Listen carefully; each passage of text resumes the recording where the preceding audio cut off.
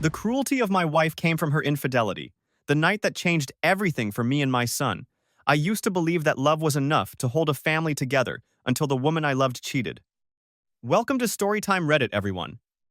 I'm 30 years old, just an ordinary husband. Not perfect, but someone who has always tried his best for his family. My wife is 28, and we've been together for over 3.5 years, 2 of which we've been married. Things moved pretty fast between us, too fast, if I'm being honest. We got married just a few months before our son was born. Looking back now, I realize I rushed into marriage like a dreamer with no real understanding of what reality looked like. Back then, everything felt beautiful. I loved her deeply, and I truly believe she felt the same. When I found out she was pregnant, I felt both terrified and excited. I thought having a baby would bring us closer together, that it would mark the beginning of a joyful journey as a family. But life isn't a movie, and reality wasn't nearly as gentle as I had hoped. After our son was born, my wife changed. It wasn't the kind of change you notice right away. It started subtly, like tiny cracks, slowly spreading through everything: her tone, her eyes, her actions. She became cold, distant, and at times heartbreakingly cruel.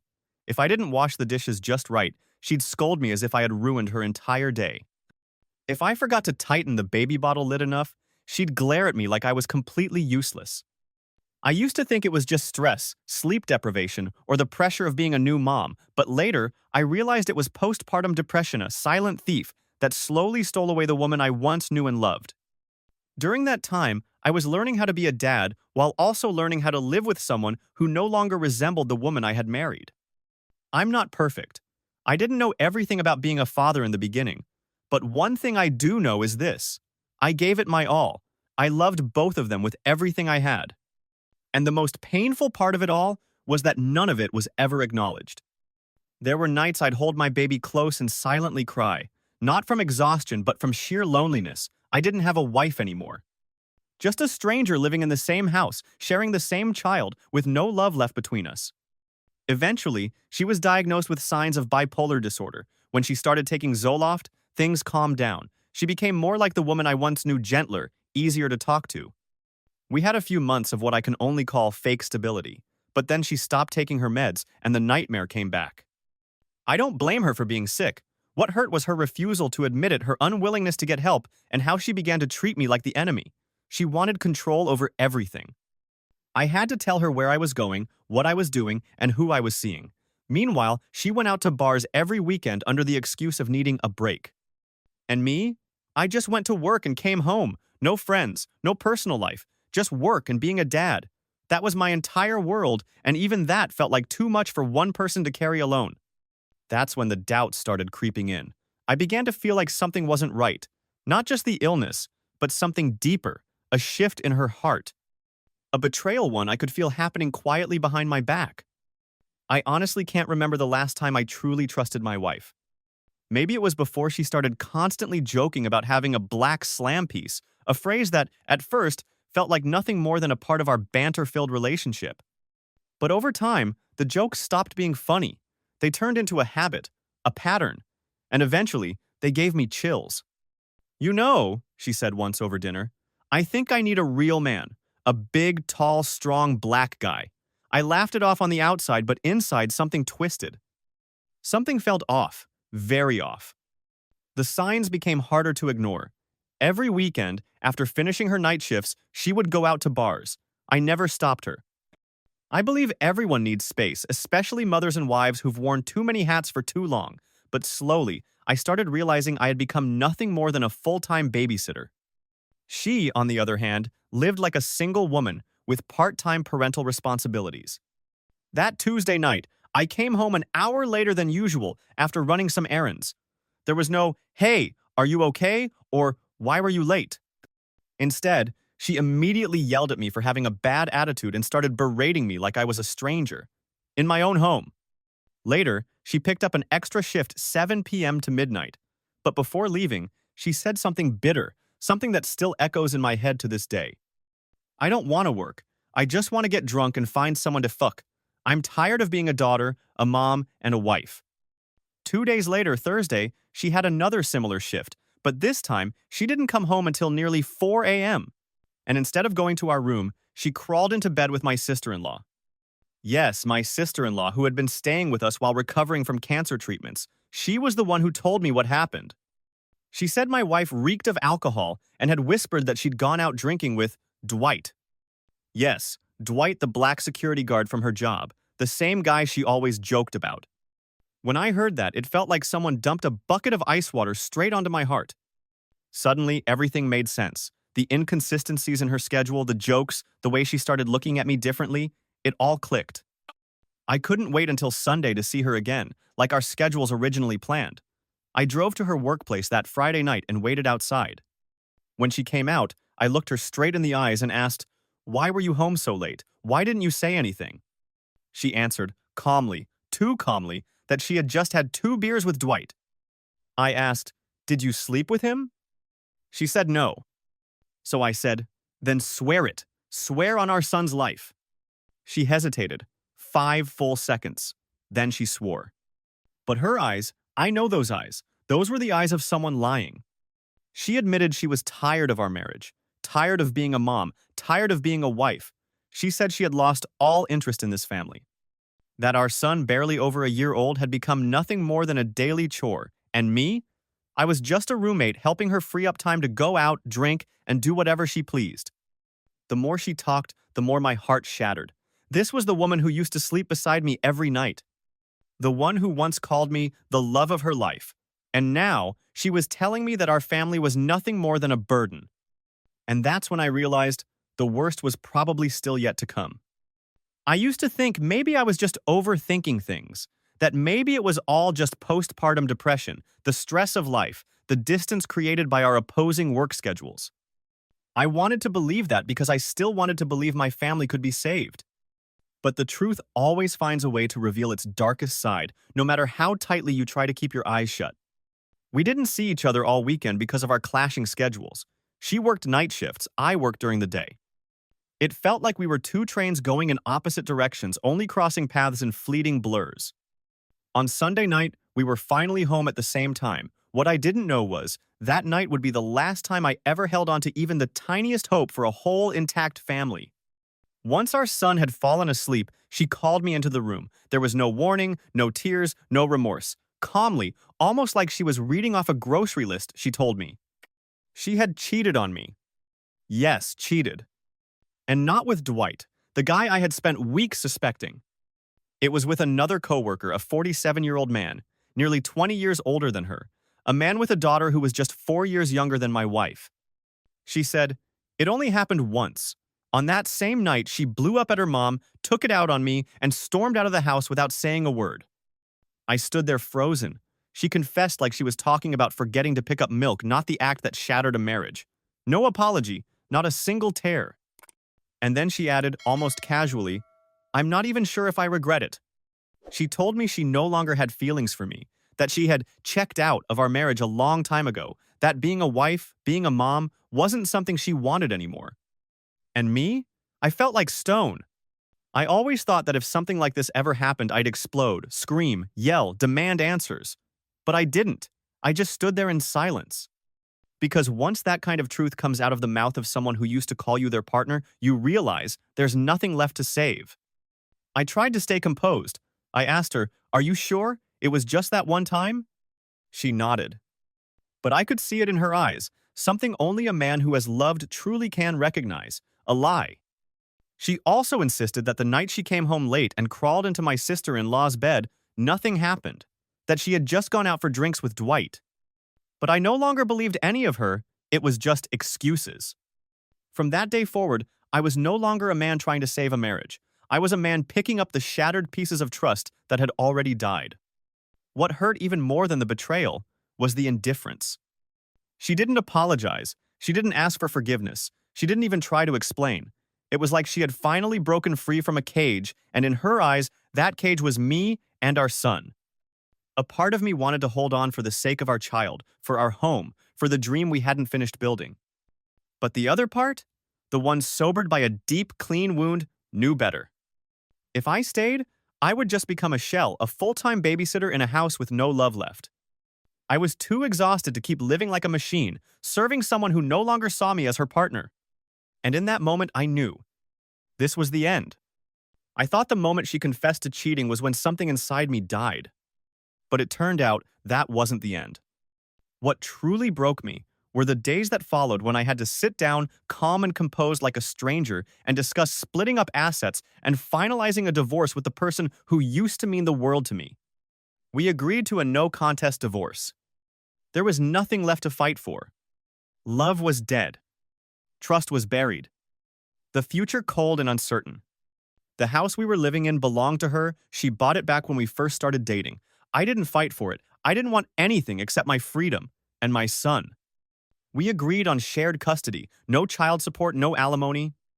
All expenses for our son, from medicine and school fees to extracurriculars, would be split equally. I agreed to all of it, not because I thought it was fair, but because I just wanted out of the nightmare as fast as possible. I started planning my exit from that house, a place where every brick now carried the weight of betrayal. I packed up my things, each shirt, each book, each tiny toy of my son's, and I couldn't help but cry. Because I wasn't just leaving a house. I was walking away from a dream. I decided to move back in with my parents temporarily to stabilize financially after the divorce. Every day, I counted down the moments waiting to leave that place, which once was a home, but had now become a cage full of warped memories. She, on the other hand, acted like nothing had happened. Still glued to her phone all day, still texting someone I didn't care who anymore. Sometimes, she'd even ask me to watch our son overnight so she could go to work, though God knows what work meant anymore. There were times I'd walk through the door after a long shift, not even having taken off my shoes, only to find a complete stranger babysitting my child, someone she had asked without even telling me. She backed me into a corner, left me with no choice.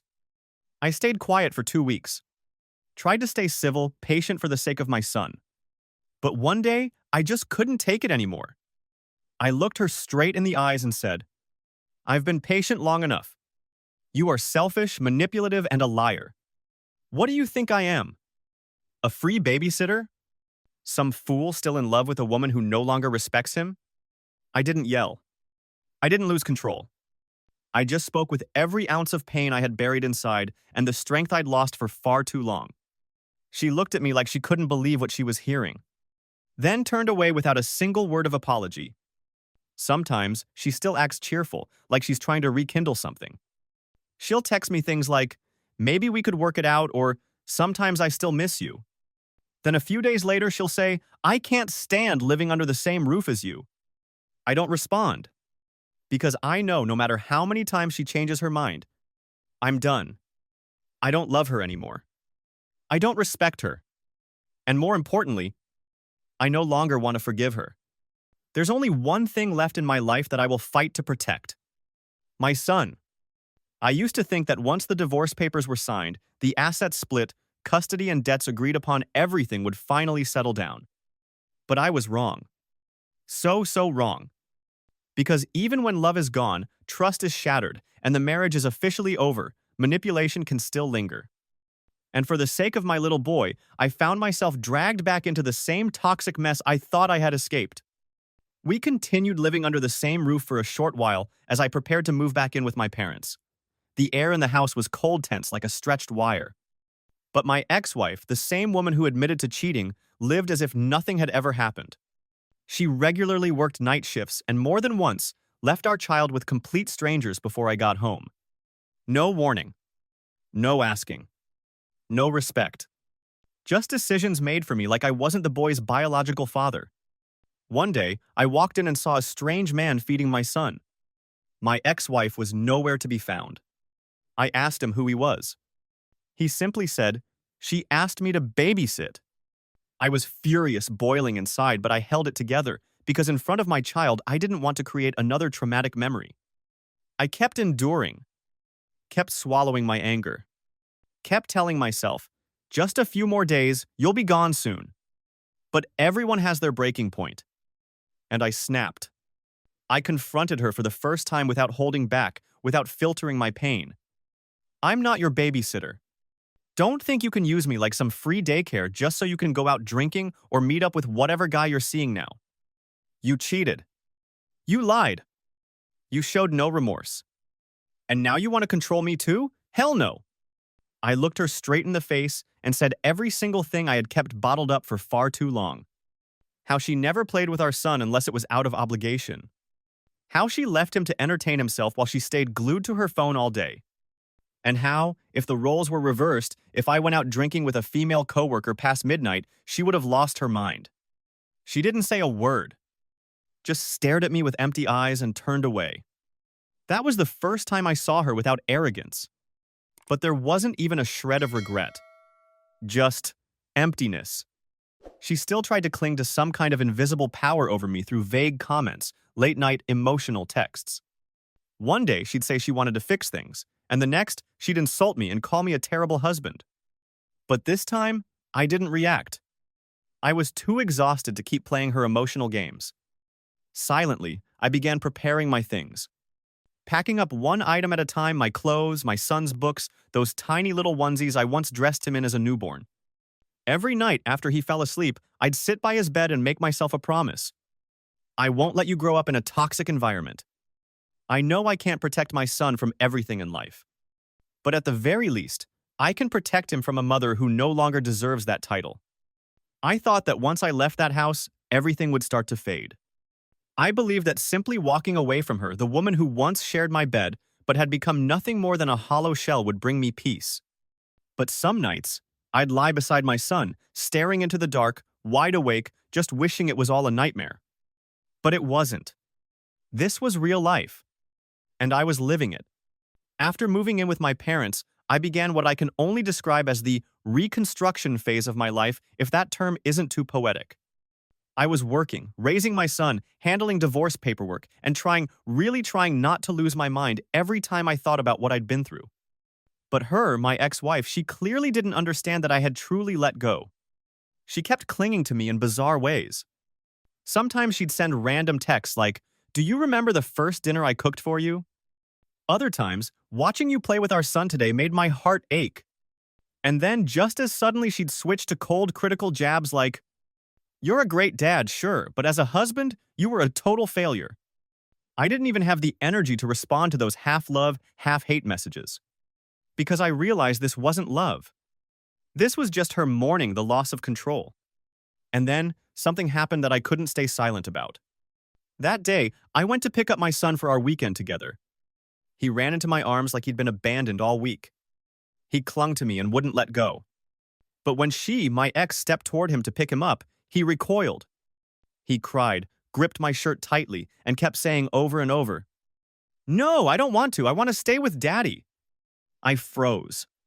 She stood there too for a second, maybe two, then turned away, completely expressionless, like nothing had happened. And me? It felt like someone had squeezed all the air out of my lungs. Not out of satisfaction, but because I felt genuine pain for my son. He was only a year and a half old. But somehow he already knew who truly loved him. And the more I saw that, the more I realized I couldn't let him grow up in an environment where his own mother saw him as a responsibility and not a child in need of love. She still spent her entire day glued to her phone, lying around, ignoring him. The only time she'd pick him up or smile for a picture was when she needed something to post online for appearances. The rest, feeding, changing, soothing him, fell to me or her sister. Yes, her sister, the one recovering from cancer, showed more genuine affection to my son than his own biological mother. There was a night he had a fever. I rushed over the moment I got the call. When I arrived, I found her scrolling on her phone in the living room while her sister sat by my son's bed, gently dabbing his forehead with a warm cloth. I was furious, absolutely livid, but I said nothing. Because in that moment, what my son needed wasn't a fight. He needed his father's arms around him. From that day on, I started documenting everything. Quietly. Carefully.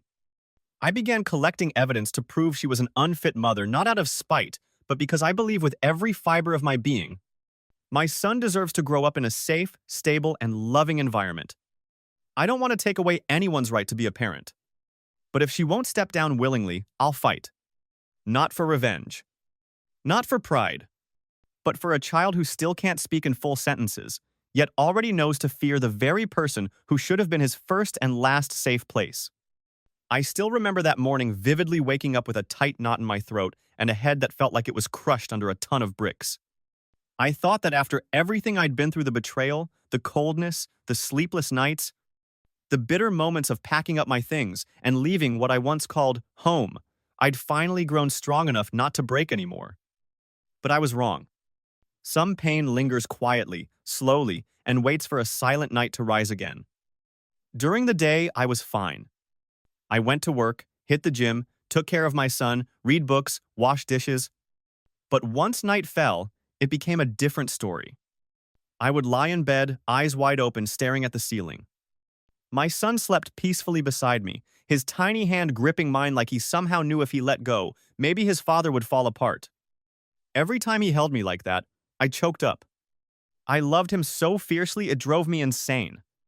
And I was scared that I wouldn't be good enough, strong enough, stable enough to be both a father and a mother, the only anchor he had left. And that tiny hand, that little arm wrapped around mine, was the only thing that kept me from spiraling into dark places. I began learning how to live with the pain in silence. No more sharing. No more complaining. No more hoping that the woman who once called me her husband would ever understand. Because deep down, I knew. She had stopped being my partner long before everything fell apart. We still texted sometimes, mostly to coordinate pickup and drop-off times for our son. But once in a while, she'd sneak in weird, half-joking, half-serious messages like, "If you hadn't left, I probably wouldn't have filed for divorce." Or, "Are you trying to make me miss you or what?" I never replied. Not because I wanted to ignore her or play hard to get, but because I was truly done. I used to think I hated her. But I don't. Hate is still a feeling, and now I feel nothing for her. No longing. No anger. No love. No bitterness. Just emptiness. My son, he's the only thing I have left that truly matters. Every time I pick him up from his mother's house, he hugs me like I'm the only safe place in the world. Once, after dropping him back off, he looked at me with teary eyes, silent and sad, and just turned away. He's only a year and a half old, but he already knows who loves him and who's just there. He clings to me every night, refuses to sleep unless I rock him. And that breaks my heart and heals me at the same time. Because I know, at the very least, he still has me. I'm now taking the final steps to move out, completely planning to rent a small apartment near the preschool I want to enroll him in. I don't have much money left. The divorce drained me more than I'd expected, but I have determination. I don't need a big house. I don't need a woman beside me. All I need is a safe, warm space filled with love and peace for my son to grow up the right way. As for her, she hasn't changed. Still cold. Still distant. Still scrolling through her phone more than she interacts with her own child. Still asking others to watch him instead of doing it herself. But now, I don't get angry anymore. I just don't care. I'm learning how to heal. Little by little. Every morning, when I wake up and see my son smile, I remind myself, I haven't lost, I'm still his father, and I'll never let him grow up believing that love is something easily abandoned. I used to think that the divorce would be the final chapter of this story, but it turned out to be just a scene change between a broken journey and a life slowly being rebuilt from the pieces. I officially moved out of my ex-wife's house on a quiet, drizzly day.